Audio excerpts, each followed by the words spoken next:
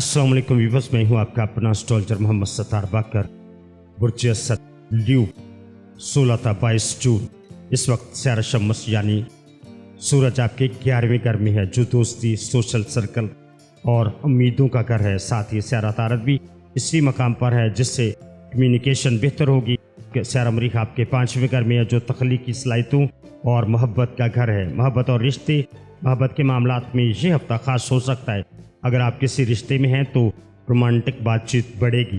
नए रिश्ते की शुरुआत के भी इम्कानात हैं। शादीशुदा अफराद के लिए भी ये वक्त खुशगवार साबित हो सकता है। कैरियर और मालियात की बात करें तो कारोबार में कोई नया मौका आपको मिल सकता है, ख़ासतौर पर किसी दोस्त या सोशल सर्कल के ज़रिए। नौकरी पेशा अफराद को टीम वर्क में कामयाबी मिलेगी, अलबत्ता बड़े माली फैसले अभी मौखर कर दे। सैर मुश्तरी की नज़र कुछ रुकावटें डाल सकती है। रूहानियत और सेहत की बात करें तो सेहत में इंशाल्लाह आपकी बेहतरी आएगी, ख़ासतौर पर ज़हनी सुकून महसूस करेंगे। अगर आप किसी रूहानी या तकलीफ की सरगर्मियों से जुड़े हैं तो ये हफ्ता बहुत फ़ायदा देगा। हल्की वर्जिश और सैर करना आपके लिए फ़ायदा मंद होगा।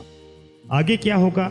अगले हफ्ते सैर शम्स आपके 12वें घर में दाखिल होगा, जो कुछ चीज़ों को छुपाने और अंदरूनी दुनिया पर गौर करने का वक्त होगा। इसलिए अभी जो मौका मिल रहा है उनसे भरपूर फ़ायदा उठाएं।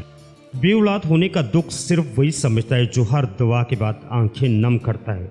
अगर साचे में स्यारा मुश्तरी कमज़ोर हो या साचे का 5वां घर मुतासर हो तो ये रुकावट बन जाती है। स्यारा मुश्तरी कमज़ोर हो या साचे का 5वां घर मुतासर हो तो औलाद में देर या रुकावट आती है। अगर आपके साथ ऐसा हो रहा है तो आप मुझसे मुकम्मल इत्मीनान के साथ राब्ता कर सकते हैं।